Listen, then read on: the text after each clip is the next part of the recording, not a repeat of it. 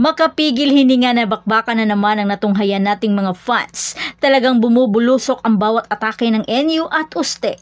Pero sa huli, nagwagi sa ikalawang titulo sa loob ng 3 taon ng NU Lady Bulldogs at muling nabawi ang kampyonato.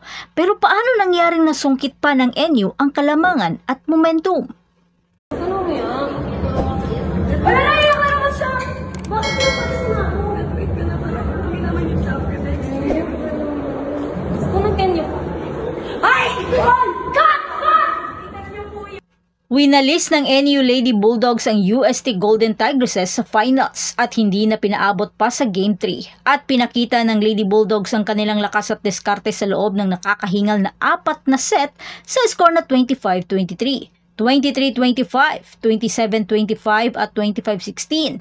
Ang atmosfera sa loob ng SM Mall of Asia Arena ay talagang napakalakas at hiyawan ang lahat, kasama ang 22,515 na nag-cheer para sa dalawang kupunan. At ang mas nakakamangha ay ang tagumpay ng NU Women's Team ay kasabay rin ng tagumpay ng Men's Team. Talagang back-to-back at double celebration para sa National University. Ang huling pagkakataon na nagawa ito ay noong Season 77 ng Ateneo de Manila University. Ito ay isang kahangahangang tagumpay para sa NU at patunay na ang kanilang talento at sipag at ang sistemang nabuo ng paaralan.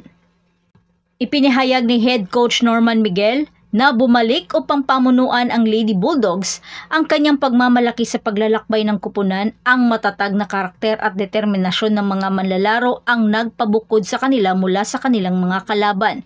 Si Alyssa Solomon, ang Finals MVP, ay nagpakita ng kanyang husay sa pamamagitan ng 27 points. Samantalang sina Bella Belen, Vangie Alunsog at Sheena Turing ay nagbigay rin ng malaking ambag sa tagumpay ng kupunan. At huwag din natin kalimutan ang University of Santo Tomas Golden Tigresses na nagpakita rin ng matinding laban sa buong torneo. Kaya sa first set, pinaglaro man si Anggi Poyos pero talagang di na pinipilit ni Coach Kung Fu dahil baka mas lumala pa ito. At makikita rin sa galaw ng Uste na maski sila ay ingat na ingat kay Poyos. Kaya pinasok na si Saiza Gula para ibahin ang timpla ng laro. At nakasurvive sila sa matinding net defense ng NU at ang pagiging game changer ni Saiza Gula, kaya nakuha nila ang pangalawang set. At sa third set, hindi na pinaglaro ni Coach Kung Fu si Poyos at lamang ng 5 puntos ang Uste. At sa puntong ito, nagigiba na ng Uste ang kumpiyansa at momentum ng NU. Pero Belen, pinipilit pa ring itawid ang kupunan at nang unti-unti nang mahabol ng NU ang score at nagkaroon ng pagkakataon si Belen na itabla sa 23-all. Dito na rin di nagdalawang isip si Belen na ibigay ang buong puwersang lakas. Makailang beses pigil hininga ang bawat pagtabla ng score dahil Gula ayaw rin paawat sa kanyang mga mabibigat na atake. Pero sa isang maling aksyon, nabantayan ito ni Turing na nagdulot ng isang killer block kay Gula kaya nasungkit ng NU ang third set sa score na 27-25. Talagang makapanindig balahibong clutch queen kung maituturing itong si Belen sa kanyang porsigidong karakter at determinasyong manalo. Kaya pagdating sa fourth set, nagiba at nasungkit na ng NU ang momentum kaya umaarangkada na ng husto sina Solomon, Alinsug at Belen sa paggawa ng puntos. Nagbigay ng 9 na puntos na kalamangan ang NU kaya lugmok at lungkot ang nakita sa Uste. Pero kung titingnan mo naman, isa pa rin karangalan na sa isang batang kupunan at wala pa masyadong mga championship experience ay nakuha pa rin nilang makaabot sa finals. At para sa akin, talagang kulang sila ng isang firepower na pwedeng ipangtapat talaga kay Belen. At yun ay si Poyos. At aminin natin, nahirapan talaga ang NU sa batang kupunan. Pero gayon pa man, isa pa rin itong aral na dapat kapulutan para sa kanilang muling pagbawi sa next season.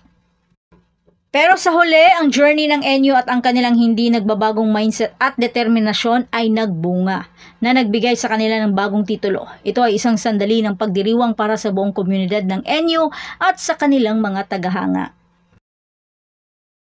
At iyan ang ating video para sa isang makapigil hiningang championship game ng NU at Uste.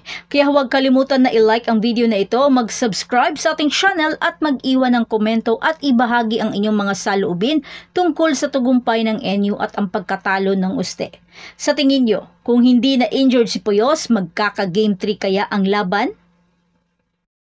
At hanggang sa susunod na video, manatiling nakatutok para sa iba pang mga makapigil hiningang balita sa volleyball. Hanggang sa muli, patuloy na mag-spike at mag-dig sa ating channel. Hindi ka naman masaya? Mas masaya pa ako sa'yo. Ayun. Kami actually ni Kiko yun, yung from 1-4. So, wala na. Kung saan dahil lang lang namin kayo. Ay, bakit tayo? Tatlo!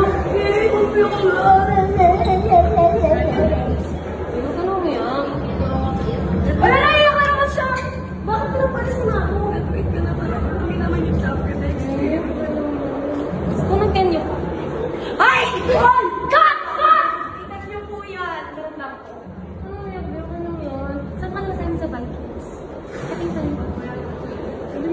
Bebe mo mo na kaya? Ito naman eh.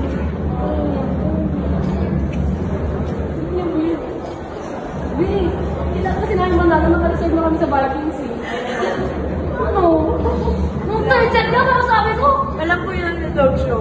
Hindi, promise ko lalo third set na nasa mata ko. Wala na kayo? Nura. Sabi ko, parang namumukha yung Vikings namin. Totoo! Parang pero. Sabi ko yung Vikings namin, hindi makumukha atang Sabado. Oo nga, wala nga yung pero! Kaya, nabanaan kami kasi nasa kami. Ay, matulad po ngayon. Pasara na po yung Vikings! Tama na! Alam na kakain. Napakita yung pagkumbaga yung friendship niyo for decades long na pagkakasama. Sobrang saya lang kasi yun nga, may nakaka-appreciate sa amin kasi matagal na kami magkasama ni Dexter na yun na since elementary. So, kilala ko na yung ano niya, yung self niya, yung baho niya, yung budhi niya, kilala ko. So ano lang, sobrang saya lang kasi nagharap kami sa finals, hindi man kami naging mag-teammate. Pero at least, nagtapat kami. And talagang nakita ko binigay niya yung best. Huwag kang maiyak bakla! Totoo to! Yung na binigay niya yung best niya, na talagang nakita ko na kung paano niya dalhin yung team niya. Kasi siya yung team captain. Hindi naman siya ganyan nung elementary kami. Actually, team captain din namin yung elementary kami. Bakla, masungit yan! Matara yan! Lagi kami pinapagalitan yan talaga. Pagparusa-parusa. So, I'm sorry na rin.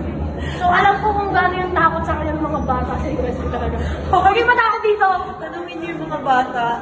Nagbago naman. Change person na siya. Version 2.0 na siya.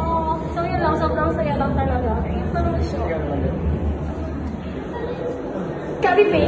Siguro, sana proud yung sila Kuya Henry, yung mga talagang nagsiyaga sa amin nung elementary. Parang nung elementary ako, parang hindi ko in-expect na maglalaro tayo sa ganitong university ba na dati matay lang ang gusto natin. Dati po lang kami sa Kings. Kings lang po ang dreams ko namin dito.